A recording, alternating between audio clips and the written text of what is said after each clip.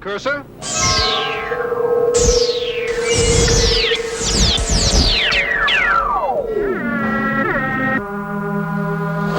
You'll never make the turn!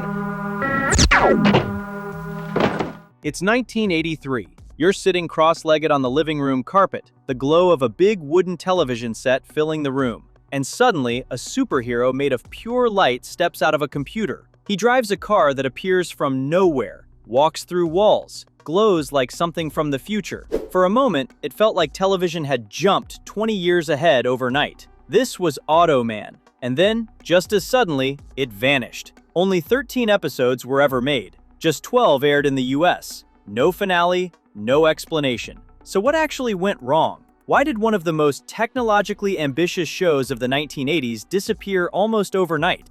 The Tron copycat problem. Automan's glowing look wasn't just inspired by Tron. One of Tron's producers, Donald Kushner, helped bring that same visual language to television. Tron had hit theaters in 1982, blowing minds with neon suits, wireframe vehicles, and digital worlds. So when Automan showed up on TV in 1983, wearing the same aesthetic, audiences didn't feel excited, they felt déjà vu. Tron built a whole universe around its digital world. Automan borrowed the look and filled it with a straightforward cop show. That gap between style and depth was obvious, even if you couldn't put your finger on it. For fans, it felt like a rerun of a movie they'd already seen, only with less to say. Glen Larson's luck was running out. What if the king of TV sci-fi suddenly lost his magic touch, and nobody wanted to admit it? Glen A. Larson was a TV legend. Battlestar Galactica, Knight Rider, Magnum P.I., Buck Rogers. If your childhood had a soundtrack, chances are at least one of his theme songs is still stuck in your head. But by 1983, his magic touch was fading. Just weeks before Automan premiered, his other big project, Manimal, collapsed after 8 episodes and became a punchline for TV flops. ABC had greenlit both shows in the same season, but Manimal's failure made executives nervous. Suddenly, Automan wasn't just a new sci-fi gamble. It was the second risky Larson experiment in a row. When Automan's ratings came in soft, there was no goodwill left. The network's patience was gone, and so was the safety net. The budget was a black hole. What if your favorite show was doomed by its own ambition, and nobody told you how much it cost? At the time, Automan was reportedly costing close to $1 million per episode, an enormous price tag for television back in 1983. The reason? Its complex visual effects. Every glowing outline, every vehicle transformation, every cursor trick had to be created using traditional optical and animation techniques, long before real computer graphics were practical for television. Despite its computer-age premise, Automan's effects were created with traditional animation and compositing, inspired by Tron. The Autocar's reflective surfaces made filming a nightmare, and every effect had to be planned and rationed. It ended up feeling less like a regular TV show and more like a weekly effects experiment, at network expense. That only works if the ratings are enormous, and they weren't. The cursor and the car, icons in miniature. What do you remember most? The story or the glow? If you watched Automan as a kid, you probably don't remember the budgets or the ratings. You remember Cursor, that tiny buzzing block of light that sketched cars, helicopters, and planes into existence like a neon etch-a-sketch. For a generation raised on analog dials and wood panel TVs, that little cube looked like pure magic. And then there was the Autocar, the way it snapped into existence around Walter, the way it took 90-degree turns without slowing down, the way the world outside smeared into streaks of blue light. Even people who barely remember plot lines can still describe that car in detail decades later. Those images stuck because they were simple, bold, and different from anything else in your weeknight schedule. Knight Rider's kit felt like a souped-up muscle car. Automan's ride felt like something that had slipped in from another dimension, and then slipped back out again just as fast. ABC's Bad Year and the Monday Night Death Slot. What if your show was doomed before it even aired? Automan never really had a fair shot. Not because of anything it did, but because of the network it was on. The 1983-84 season was one of the worst in ABC's history. ABC was struggling against its rivals and canceling a lot of underperforming shows. Automan was just one more casualty in a nervous schedule shakeup. Then came the time slot. ABC dropped Automan at 8 p.m. on Mondays, up against Scarecrow and Mrs. King on CBS, and TV's bloopers and practical jokes on NBC. Those shows had loyal audiences and easy, familiar appeal. Automan was asking viewers to buy into a complex sci-fi premise after a long day at work. It was a tough sell, and the show never had a chance to build momentum. The ratings math didn't add up. Automan's ratings weren't terrible. For most shows in 1983, its numbers would have been enough for a second season. But with $1 million per episode budget, decent wasn't good enough. The show needed to be a monster hit to justify the cost. Instead, it was just another mid-tier performer. That's the kind of math that kills a show faster than bad reviews ever could. ABC couldn't afford to keep burning cash on a series that wasn't pulling in blockbuster numbers. The audience it found was real, but it was never going to be big enough, fast enough, to outrun the bill that was piling up behind the scenes. The cop show formula: flat characters and technical overload.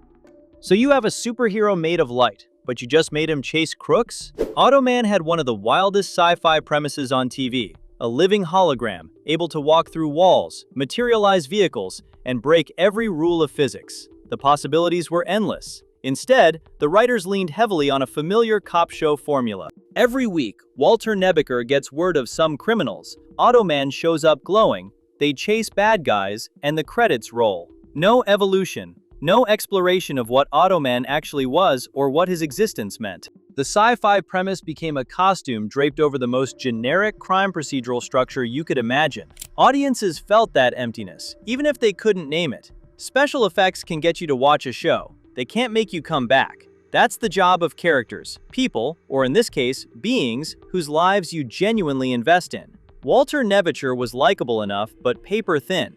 Automan himself was charming, but never really developed beyond his surface quirks. The fish out of water moments, the literal interpretation of human phrases, the naive curiosity about the world. Funny the first few times, not enough to carry a season. There was no relationship you were desperate to see play out. No personal stakes that made you feel like something real was on the line. When audiences have to choose between a show that looks incredible and a show that makes them feel something, they pick feeling something every single time. Automan's technical ambition, the very thing that made it remarkable, was also quietly alienating the mainstream audience it needed to survive. The show occasionally leaned into the rules of how Automan worked: energy limits, transformation logic, power dependency. For technically minded viewers, that detail was fascinating, but for most people settling in for primetime television, it felt like homework. They wanted a hero they could follow easily, a story they could track without a technical manual. Knight Rider already owned the lane. By 1983, kids already knew which futuristic car they loved, and it wasn't Automan's glowing polygon machine. It was KITT. Knight Rider had premiered in September 1982, a full year earlier, and was already a genuine hit on NBC. Kids had KITT lunchboxes, toy cars, and schoolyard arguments about whether the scanner light was cooler than anything on TV. The premise wasn't that different: advanced technology fighting crime through a charismatic, artificially intelligent vehicle. But Knight Rider's KITT was a tricked-out car that could be filmed like any other vehicle. Automan's glowing car required special optics and post-production, making every appearance far more expensive. KITT could show up in unlimited scenes per episode. Automan's screen time was rationed by budget constraints. And beyond the money, Knight Rider had already done the most important thing a show can do. It made people feel something. The friendship between Michael and KITT was warm, funny, and genuinely compelling. Automan was asking audiences to abandon something they already loved for something that cost more, delivered less emotionally, and felt like a shinier version of a meal they had already eaten. ABC pulled the plug before anyone could even find the show. Automan needed more time. High-concept science fiction shows almost never find their audience immediately. They need word of mouth, time for the right viewers to discover them, and the kind of grassroots loyalty that turns a shaky first season into a beloved institution. But ABC gave Automan none of that. 13 episodes were produced, and the show was gone before it had a chance to build momentum. The cancellation didn't just rob the show of its future. It also meant ABC had spent millions developing a visual style that disappeared almost overnight. Those experiments with light integration and optical effects hinted at the kind of visuals television would eventually achieve decades later. ABC had unknowingly funded a technological revolution and didn't own a single piece of it. Everybody else cashed the check. It was ahead of its budget, not its time.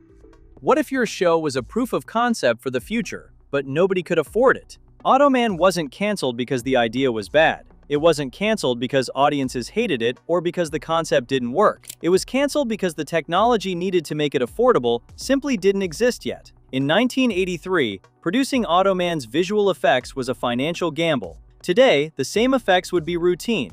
Everything the team was attempting, those glowing outlines, the way live action and light had to be blended to sell a solid hologram, is now standard. It was a successful proof of concept that arrived 3 decades too early. The people who made it understood exactly what they were building. They just couldn't build it cheaply enough to survive. Automan didn't run out of ideas, it ran out of money, and those are very different things. The cult afterlife. For years, Automan was one of those shows people half remembered and half wondered if they'd imagined. A glowing man, a blue car, a computer nerd with a best friend made of light. Then DVD releases, convention panels, and YouTube clips dragged it back out of the static and proved it really had happened. Today, it survives in that strange space only early 80s TV can occupy. Too expensive to last, too weird to forget. Fans trade stories about racing to the TV when they heard the theme, about trying to draw a cursor in the margins of school notebooks, about rewinding VHS tapes to watch the autocar turn a corner one more time. The show never got a second season, but it did get something almost as powerful, a tiny, fiercely loyal audience that never quite let it go. If you were one of the kids who sat cross-legged on the carpet watching that blue outline step out of the screen, you didn't just see a short-lived TV experiment. You saw a glimpse of what television might one day be. And even if the network accountants didn't think that was worth the money, your memory definitely did. Which moment do you remember most? Did you ever wish Automan had gotten a second season? Drop your story in the comments below.